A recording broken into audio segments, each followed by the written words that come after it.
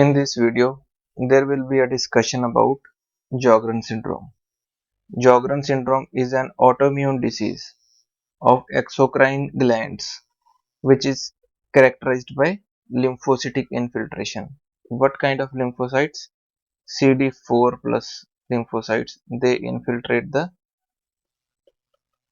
various exocrine glands.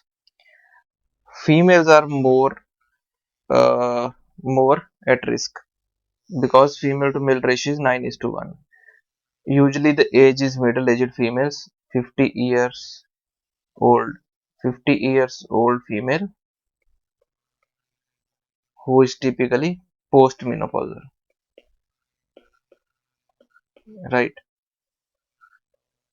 What are the genes associated? HLA-DQA1, HLA-DRW52. These are the two main genes or HLA alleles which are mostly responsible for this autoimmune disease. Now, this Sjogren's syndrome can be primary or it can be secondary. Primary means when there is no underlying or associated condition, and secondary means there is some underlying condition. What condition is most common in secondary? It is mostly secondary to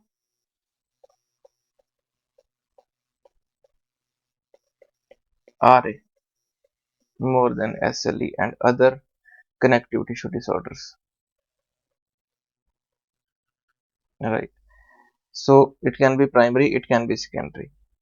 What is the main driving mechanism? Interferon gamma. Because of the interaction of various environmental and genetic risk factors, interferon alpha is released in large amounts, which will activate the CD4 plus T cells, and they will cause infiltration of exocrine organs, exocrine glands, right? They will also stimulate the B cells, and B cells will produce autoantibodies to various autoantigens like anti-Rho, also known as Sjogren's syndrome A antibody, and anti-La means Sjogren's syndrome B antibody. Anti-Rho, anti-La, anti-Rho is more common. That needs to be remembered. What are the clinical features? First of all keratoconjunctivitis sicca means dry eyes. Xerostomia means dry mouth, right? Extra glandular manifestations क्या है? See, all the organs are involved. The most common is arthritis. Arthritis is most common. It is even more common than Raynaud's. Then comes the interstitial pneumonia, right? Then becomes primary biliary cirrhosis, right?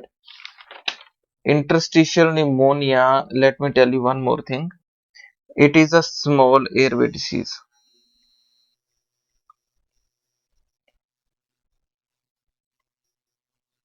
This is a question which has been previously asked in some exam. What are the which is the most common small airway disease, which is an extra glandular manifestation of Sjogren's syndrome, and that is interstitial pneumonia. Then comes the primary biliary cirrhosis, which is the involvement of liver, involvement of kidney. We will see interstitial nephritis, which will manifest as type 1 renal tubular acidosis. Type 1 means there will be hypokalemia.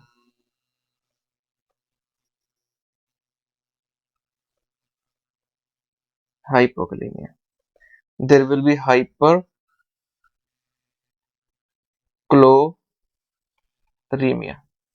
hyperchloremia, and there will be acidosis. If I write the simples, hypokalemia, hyperchloremia, and acidosis, right? This will uh, be seen in type 1 renal tubular acidosis. Then the second thing which is seen in kidney is glomerulonephritis, mainly membranous proliferative glomerulonephritis. Then comes the small vessel vasculitis and B cell non-Hodgkin lymphoma, which is basically marginal zone B cell lymphoma, right? marginal zone B cell lymphoma. What is the differential diagnosis? It is very important to know what is the differential diagnosis of Sjogren's syndrome. Though there is a very long list of differential diagnosis of each symptom of Sjogren's syndrome, but we have to know the four diseases which are the which are differential diagnosis of each other. Sjogren's syndrome. First, DD is HIV associated, though HCV can also cause Zika syndrome, which is very similar to Sjogren's syndrome. How will you recognize? In HIV associated Zika, there will be CD8 plus T cells which will be found. How will you find them? You will take a labial biopsy. You will see CD8 plus T cell lymphatic infiltration in small salivary glands, which are seen in labial biopsy. Sjogren's syndrome, there will be CD4 plus T cell infiltration, right? In sarcoidosis, there will be no age or sex preference. This is the third DD of Sjogren's syndrome. No age or sex preference, but what you will see in Sjogren's syndrome? You will see that it is a middle-aged female which is being involved. There is no age or sex preference. No age or sex preference. Very important point. IgG4 related disease, which is also known as Mikulic's disease.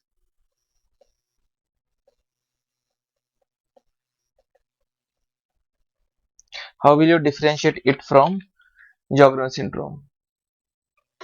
You will see uh, on biopsy, you will see CD4 plus T cell infiltration. Right. What is the treatment? Treatment is basically symptomatic. Right.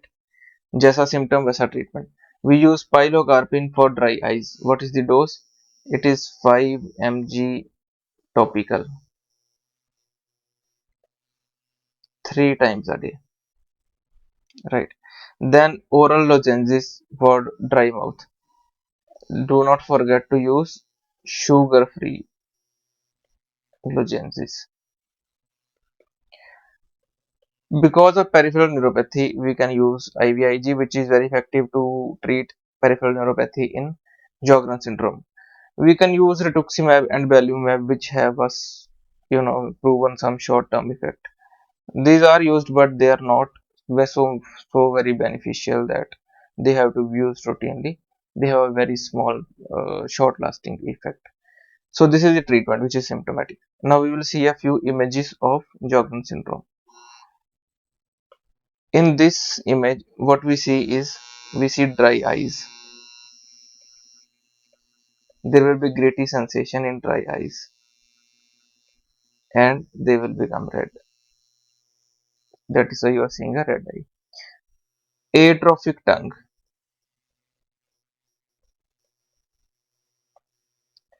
loss of filiform papillae, right? Dry skin, parotid gland enlargement,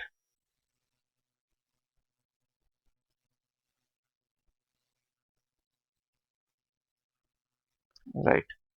So this is what is seen in this image. We see the various manifestations of Sjogren's syndrome. This is an image showing parotid gland enlargement in an old male. This is again the dry red eye. This is again the atrophic tongue.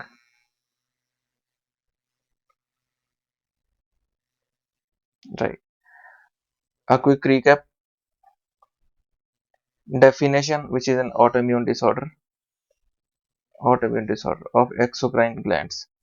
9 times are more involved the females. HLA-DQ1, DRW52 are the two genes which are responsible for uh, Sjogren's syndrome, though there are many others, but we have to remember these two first of all.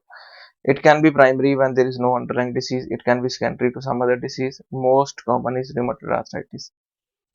Alpha, interferon alpha is the main driver cytokine. Clinical features: dry eyes, dry mouth, that is keratoconjunctivitis sicca and xerostomia. In extraglandular, which is very important, these are asked a number of times in exams. We see arthritis, which is most common external manifestation. Then we will see interstitial pneumonia, which is a small airway disease. In liver, we will show primary biliary cirrhosis. In kidney, we will see type 1 RTA because of interstitial nephritis and glomerular involvement, which is MPGN, membranous proliferative glomerulonephritis. Small vessel vasculitis, you will see it will manifest as purpura, small vessel vasculitis. B cell non-Hodgkin lymphoma, marginal zone B cell lymphoma, we will see this. DD, HIV associated Sjogren's syndrome, sarcoidosis, IgG4, these four disorders are DD of each other. Treatment is symptomatic. Pilocarpine for dry eyes, lozenges for dry mouth, IVIG for peripheral neuropathy, rituximab may have no very long term effect, but for short term we can use rituximab to have some effect. Right, that is all about Sjogren's syndrome. That is all. Thank you for your patient listening, and we will be coming up with a new video.